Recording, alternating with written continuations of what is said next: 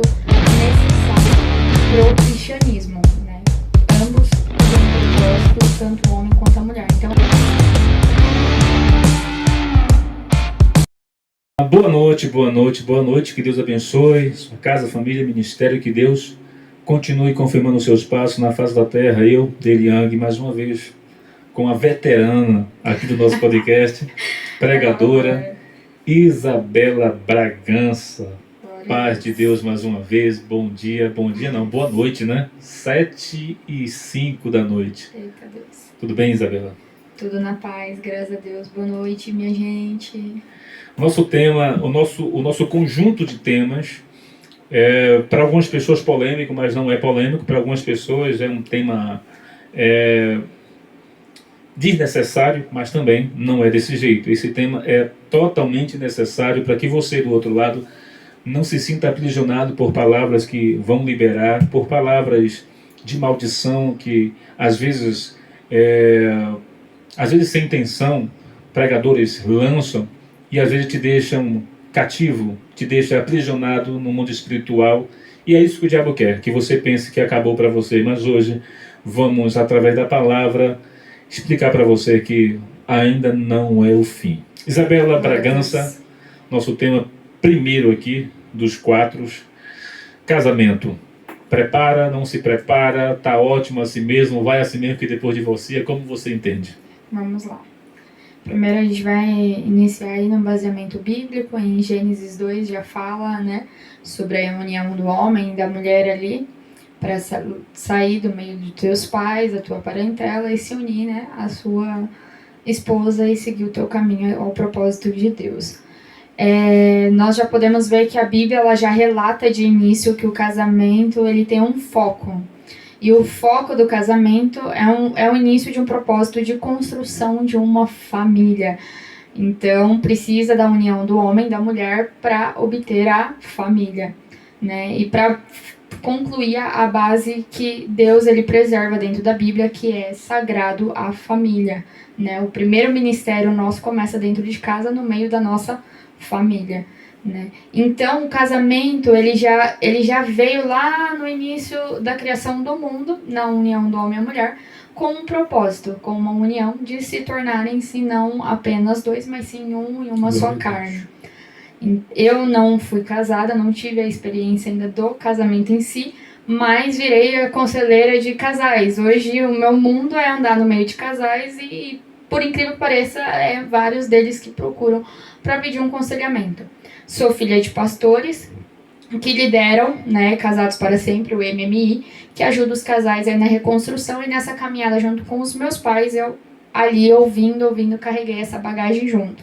Então hoje eu levo ali o casamento como um fundamento, né, não somente uma base bíblica, mas um fundamento necessário pro cristianismo, né? Ambos têm propósito, tanto o homem quanto a mulher. Então é necessário sim a união do homem e a mulher de forma correta, como segue na Bíblia. Glória a Deus. Conselheira de casal não sendo casada. É mistério, viu? Algumas pessoas podem falar, não existe isso, mas eu abro aqui uma exceção. Não é para todo mundo. Sim. Não é para todo mundo. Se Deus chamou você para uma missão, ainda que você se sinta despreparada ou que você não tenha o preparo que os homens na terra exijam, se Ele chamou, vai acontecer. É como, por exemplo, Paulo. Quem é Paulo para falar sobre casamento? E você e eu adotamos sim, porque a palavra que vem ali não é de Paulo, é de Deus. Sim. Né? Então, da mesma forma, Deus também pode usar a pregadora Isabela para aconselhar casal, sim, à luz da Bíblia. Ela pode não ter a experiência, mas Deus pode entregar a ela, sim, um rolo, vamos dizer assim, no linguajar pentecostal, né? Um rolo para desatar aí na vida dos casais. Vou começar a escrever cartas também. Oh, glória a Deus, aí sim. Isabela, casamento, eu falei aqui ao decorrer das entrevistas sobre preparo.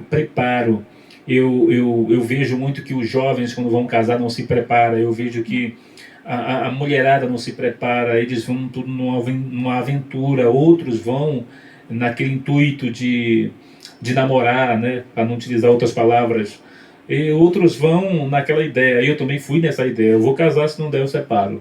Então eu também fui um despreparado. Qual a sua visão sobre essa ideia? Prepara ou não prepara? Você acha que os pais devem se preparar, a igreja deve preparar o jovem para o casamento? Sim, o início de tudo, como foi dito no podcast, que a cantora Rafaela ela citou, é necessária a preparação. É necessária a informação do convívio que você vai ter com uma certa outra pessoa que não vai ser seu pai e sua mãe, a não Isso. ser seu esposo. Hoje, o casamento, você tem que ter uma preparação, porque muitos casais estão levando a bagagem da cultura do que receberam da criação no dia a dia. Isso. E isso faz o quê? Com que o homem corrija a mulher como filho e a esposa corrige o marido como filho. Filho também. Né? E aí eles perdem o quê? A essência daquilo que é como um casal. E eu acho lindo e interessante que o casamento ele tem que ser preparado por tudo. Ele tem que estar ali o processo todo da oração, no início, antes de você já dar o primeiro passo do namoro, porque você precisa conversar com aquela pessoa, você precisa conhecer, você precisa se envolver, mas não envolver de corpo e alma. Naquele momento ali é um envolvimento espiritual. O que Deus cita na Bíblia é isso. Tanto que quando você vai lá em Cantares, você vai ver quando Salomão ele se declara para Sulamita, eles se declaram por cartas. Eles não têm ainda ali aquele contato físico direto, entendeu? É tudo por meio das cartas, porque o meio das cartas é o meio espiritual, é o meio da busca, da oração, do propósito, né? Então é necessário sim você ter uma preparação para o teu casamento, você buscar isso, sentar com os seus pastores, que são seus conselheiros, a família, se tiver uma estrutura, sentar, conscientizar as crianças também sobre a relatividade da questão do sexo, né? Porque muitas das vezes hoje muitas meninas, como você falou, acabam sendo traumatizadas, meninos também, e acabam se desviando. E aí é onde entra essa ideologia de gêneros. Isso. Porque a decepção amorosa frustra o coração tanto do homem quanto da mulher, que ambos se encontram em próprios sexos, né? E o que deveria ser o princípio do que Deus ensina ali dentro da palavra, que é o homem e a mulher, ele se perde no meio do caminho. Então tem que sim, a igreja conscientizar os jovens, não fazer somente cultos de jovens que vai conscientizar sobre a salvação, que vai falar sobre prosperidade, não. Culto de jovens eles têm que ser, na verdade, explícito em tudo. Ser relativo em todas as informações possível, entendeu? De você instruir o jovem ao que deve ser. Hoje a gravidez, ela, de fato, antigamente uma menina de 12 anos grávida era algo que a gente olhava, nossa, né, aumentava aquela proporção assim de todo mundo ficar abismado. Hoje não. Hoje é normal uma menina de 12, 15 anos engravidar e não saber o que é a preparação para o casamento, porque ela já literalmente casa, se junta, não tem nem aquela coisa da união, da aliança diante dos homens e diante de Deus, né? Então já inicia um casamento que não é abençoado, é amaldiçoado. E quando nós iniciamos tudo da forma errada, sem os princípios bíblicos, ele vira maldição. Glória a Deus. Você falou algo muito interessante, importantíssimo sobre a questão da pessoa quando ela se decepciona na área conjugal. Eu posso afirmar assim? Não. Na área sexual, vamos ser logo claro. Sim. Ela se decepciona nessa área por falta de um preparo, por falta de um ensinamento. Acaba que ela pode sim abrir um espaço para o movimento LGBT, para que ela se encontre, se complete com, por exemplo, se mulher com uma outra mulher, se homem com outro homem. Sim. Isso é muito importante, bem pontual você foi nisso aí, e é válido. Isso acontece mesmo. Até mesmo aquela eu vi uma pesquisa onde fala que a maioria das pessoas que hoje opta por essa vida, né, do homossexualismo, a maioria deles foram violentados. Sim. Né? Por que não dizer, dentro dessa violência, também existem pessoas que foram decepcionadas de várias formas, e por isso opta por esse outro caminho. Por isso a igreja, concordo com Isabela, deve sim se preparar para trazer esse ensinamento para os nossos jovens, porque ele, de fato, o futuro missionário, os futuros pastores da nossa nação. Traição, Isabela. Eu vejo as pessoas falar que quem ama não trai, e por aí vai. O primeiro ato de traição está na Bíblia, né? Foi como se a gente for ver lá em Abraão. Sara, ela tem um propósito por capacidade da idade dela, ela acha que não tem a oportunidade de engravidar.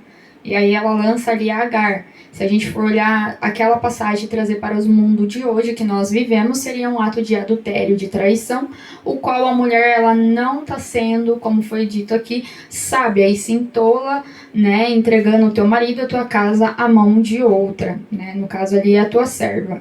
Então, o ato de traição já inicia ali dentro da Bíblia, quando a mulher que não edifica a tua casa, ela não busca conhecimentos de como conduzir o teu lar, debaixo dos princípios de Deus, como foi dito aqui, acha que tudo é na base, né, da questão ali do eu, do orgulho, de querer conduzir, comandar do jeito dela, ela acaba destruindo o lar dela. E ela dá essa abertura, esse leque para o seu esposo se corresponder com outra pessoa fora.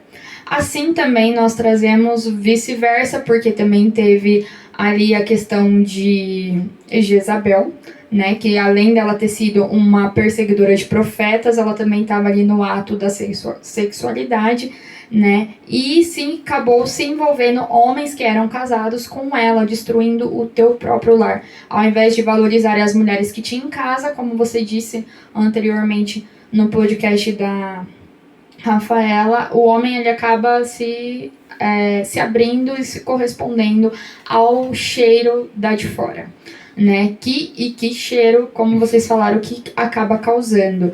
Então, assim, nós já temos ali baseamentos, histórias bíblicas que o Senhor Jesus ele deixa para nós já nos instruindo daquilo que a gente tem que fazer. Então, traição tem. Começou ali dentro da Bíblia já um fundamento que não deveria passar para cá. Porque se nós cristãos estamos lendo a palavra de Deus, estamos tentando seguir a palavra de Deus, o porquê que eu vou cometer o ato de adultério? Por que eu vou romper o altar? Por que eu vou sujar o altar? Né? Se o altar ele tem que ser algo puro. Eu digo o altar assim, no caso, é para a gente tratar a igreja como um santuário, como se fosse o reino do céu. Como se a gente entrasse dentro da igreja como se a gente estivesse entrando dentro do céu. E dentro do céu é santo. Por que ali dentro da nossa casa, da nossa igreja, do nosso ministério ali, nós não vamos fazer do lugar santo? Né? Então, assim, eu não concordo no ato de falar carência, necessidade. Tudo bem, todo mundo tem, mas como você disse, Satanás ele é traiçoeiro. E ele adora esse tipo de brecha que a gente deixa. Isso aí, positivo. Divórcio. A maioria das pessoas que vieram aqui hoje se divorciaram. Eita. E eu dou glória a Deus porque eles tiveram coragem de vir. Você também já foi, não foi? Divorciado. Brincadeira. Eu dou glória a Deus por ele, porque eles tiveram coragem de vir para falar um pouco sobre isso. Eu quero deixar já desde já uma mensagem para você que foi jogado fora das quatro paredes daquilo que chamamos de igreja hoje, por causa de um divórcio. A mensagem para você hoje é: nada do que você fez ou deixou de fazer pode mudar aquilo que Deus escreveu para você. Nada, absolutamente nada. Porque o divórcio, eu falei e repito, dentro de um contexto pode ser a sua libertação. Isso se você descobrir. Porque as pessoas hoje estão divorciando, alguns por coisas banais, outros dentro de um contexto. Eu conheci alguém lá na Bahia que se divorciou e eu vi o pessoal descer tanta lenha no camarada. Mas eu vou te falar algo aqui, muito, muito, muito perturbador. O camarada não queria divorciar, não. Mas eles se divorciaram. Você sabia que existe crente que não tem nenhum tipo de proteção porque não busca? Foi uma doida, fez uma obra de feitiçaria contra eles e eles se separaram. Enquanto isso, os irmãos da igreja estavam metendo pau. E aí? Existem pessoas que estão hoje divorciadas por uma obra de feitiçaria. Quando eu falo, tem que buscar tratar sobre o mundo espiritual, tem que trabalhar, fazer culto de libertação, porque as pessoas estão ignorando, libertação precisa. Se houvesse, por um acaso, culto de libertação sério para os casais, essa obra de feitiçaria pegaria nesse camarada? Não. Na verdade, o maior erro começou por quem está criticando. Porque quem é espiritual e desce na oração e conhece a Bíblia sabe muito bem que quando batesse o olho nos dois, Deus daria a revelação ali se tem ou não obra de macumbaria, feitiçaria, bruxaria, que é o que mais tem hoje para destruir os casamentos, né? Dizem que louveira tem, né? Mas de forma incubada, né? Bem oculta. Eu achava que não tinha, não. Foi o pastor Adriano que falou. Enfim, então imagina em cima aí, dos altares tem muita. Imagina agora aí uma pessoa que não está afim disso, aí por causa de uma obra foi vítima, se divorcia. Matou ele espiritualmente.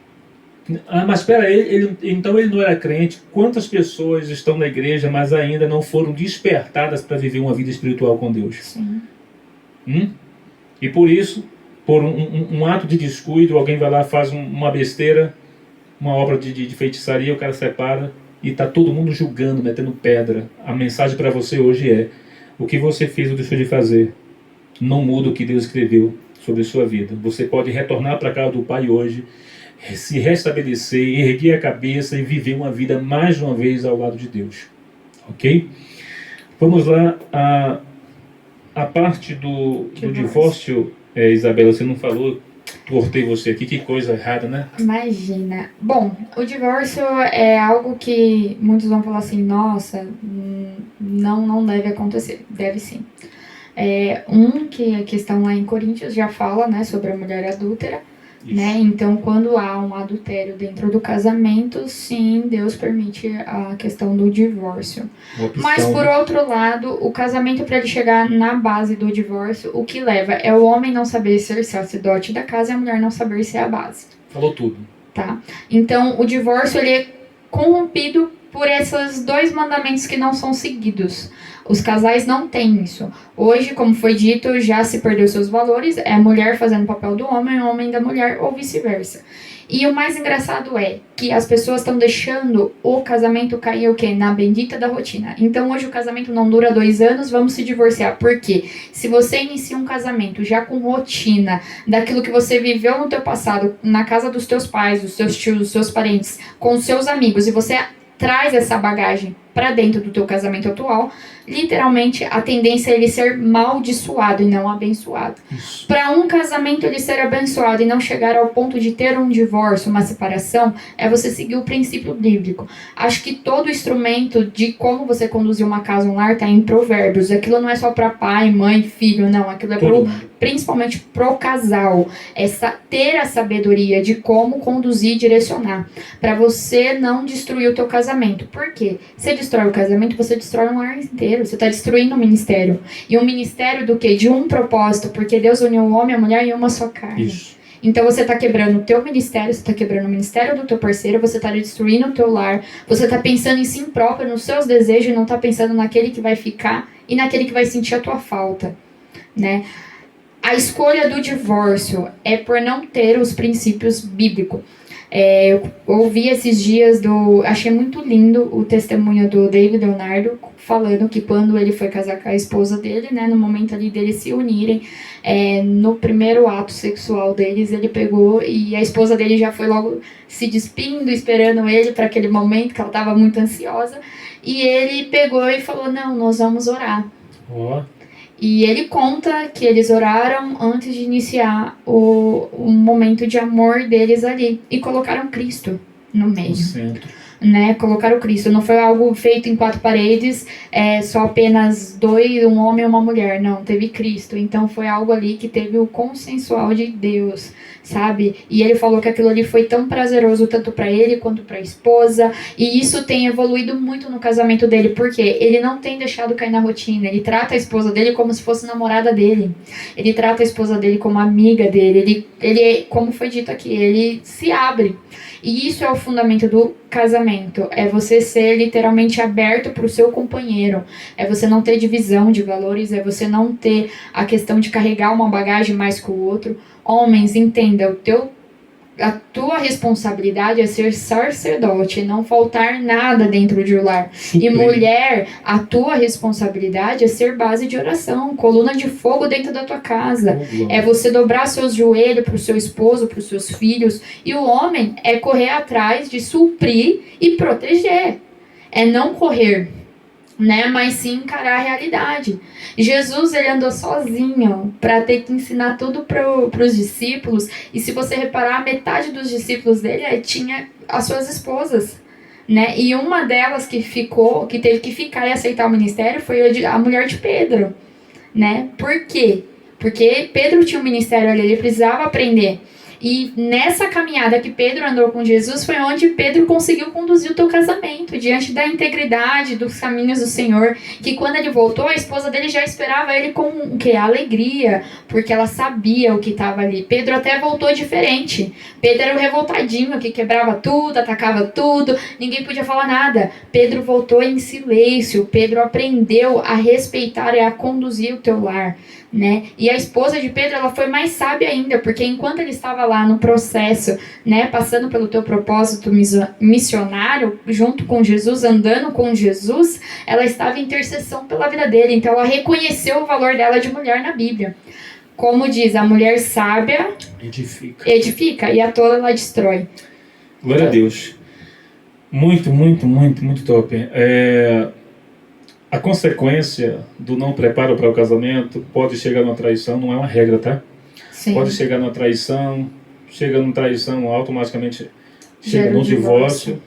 E depois do divórcio, todo mundo quer casar de novo. Então esse é o finalzinho do tema. E lembrando, tudo isso aqui é por quebra de princípio. Sim. Quando você quebra princípio, meu irmão, acabou. Quando, às vezes, eu falo e algumas pessoas... Tem algumas pessoas que não conseguem entender ainda. Homem, domine o seu lar.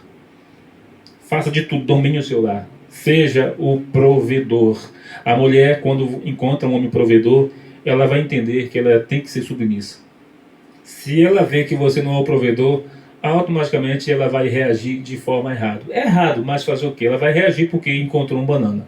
Sim. Então, se você é o provedor, ela vai falar, realmente, o meu marido é um provedor, então eu devo ser submissa, eu vou cumprir a parte que a Bíblia fala que eu devo ser, no caso a mulher, ser submissa ao marido. Vamos finalizar com o novo casamento. Todo mundo que não se prepara, às vezes passa pela traição, às vezes nem passa por uma traição, já vai para o divórcio, e depois de tudo vai para o segundo casamento, ou terceiro, quarto, quinto, sexto, sétimo, por aí adiante. Enfim, eu disse no começo aqui que nem sempre as pessoas que estão no sétimo casamento, que eu nunca vi, eu já vi quinto, né, que é Cláudio Lucas, quarto, nem sempre as pessoas que estão no sétimo casamento é pior do que aquele que está no segundo. Se você quiser ouvir um pouquinho, volta nos nossos entrevistados que vocês vão ver. Vamos lá, Isabela, novo casamento. Bom, eu acredito que a pessoa ela tem, se ela passou um processo de bagagem que doeu, machucou, ela tem direito de recomeço, dependendo da situação, do que ela enfrentou, até porque a gente não sabe o que cada um leva, a dor que cada um sente de um relacionamento. Eu já sofri pelo processo, não fui casada, mas tive namoro, eu já sofri por toda uma boa parte deles, foi processo de traição, né? E teve momentos que eu não conseguia me abrir para um novo relacionamento, e os que eu conseguia me abrir, eu acabava carregando aquele meu primeiro namoro, que foi num senso, na época que eu tinha 18 anos, era nova, perfeito, porque foi dentro da oração que eu pedi a Deus. Porém, por homens, não fui sábia e perdi a minha bênção, né? E aí, o que acontece? Hoje eu trago assim, se você tem a chance de ter um novo recomeço, com certeza. Só que, como foi dito aqui antes também, não tenta levar a bagagem daquilo que você passou para o novo casamento. Se você quer um casamento edificado debaixo das bênçãos do Senhor, você tem que recorrer à Bíblia. A Bíblia é o melhor fundamento para te ajudar a como conduzir o teu próximo casamento. Um novo recomeço, uma nova vida. E quando a gente fala um novo casamento, tudo novo, é como se você fosse batizado. O teu velho eu, a tua velha bagagem ficou para trás. Tudo novo está se fazendo. Então, tudo novo tem que iniciar. Você tem que mudar o seu jeito de ser hoje, do que você era. Você tem que mudar a tua postura, do que você foi, aonde você errou. Não é apenas jogar a responsabilidade em cima do outro, assumir os seus atos para encarar um novo relacionamento, né? E você procurar ter uma maturidade para saber lidar tanto com a perca quanto com a chegada. Pode ser em momentos ruins, momentos bons. Então, hoje em dia, o que está faltando dentro do novo recomeço aí para os casais, né, que muitos deles acabam se perdendo, é o quê? É aprender a dobrar o joelhinho no chão, orar a Deus e buscar pela pessoa certa. É pedir em oração que Deus responde. E não sair pelas vontades da carne, os desejos da carne, sair encontrando qualquer pessoa que você pode decepcionar novamente. Falou tudo. É isso aí. A pregadora Isabela falou de algo, não leve bagagem do velho para o novo. Sim. Pura verdade. Eu costumo falar que se você não descobriu o porquê aconteceu, porque não adianta falar que foi fulano, você também tem parte, porque é uma só carne. Então, se é uma só carne, os dois têm... É movido pelos dois. Entende? Então, procure saber o que ocorreu, por que ocorreu, se você não tem culpa naquilo ali, se você não deixou desejar em alguma coisa, para quê? Não é para você, eu sou culpado, sim, reconheça, não, eu errei nisso, ele errou naquilo, mas eu também errei nisso aqui, então nesse novo, que não tem mais jeito de voltar, que não adianta ficar, separa tudo agora e vai para o antigo, não cai nessas ideias de Satanás não, tá? Aí vai destruir outra família por causa do seu primeiro erro, então segura a onda, vê onde você errou, para no novo, como ela falou aqui, você não levar a bagagem do velho. Que Deus abençoe. Isabela, deixa uma mensagem bem curta para esse pessoal. E obrigado mais uma vez. Obrigada. Veterano, Prazer. Rapaz. Não falta uma. Com certeza, pode chamar que eu venho. Bênção pura, tá? Glória obrigado a Deus. mais uma vez. Eu vou finalizar aqui agora. Deixa uma mensagem aí bem curta para o pessoal. Amém. E que Deus abençoe em nome de Jesus. Bom, o que eu deixo para todos vocês aí é que vocês não busquem os princípios, né? A base de tudo para uma vida e um casamento saudável é Cristo. E que você coloque Ele no centro de tudo. Que você coloque Ele como o teu primeiro e único Salvador, né? E ame a tua esposa como Cristo amou a igreja. E ame o teu esposo como Cristo amou a igreja. Que Deus abençoe em nome de Jesus. Compartilhe com mais uma pessoa e abençoe mais uma vida.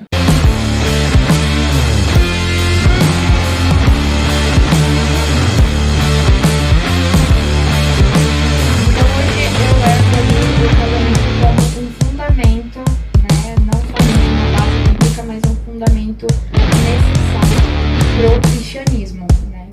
Ambos têm propósitos, tanto o homem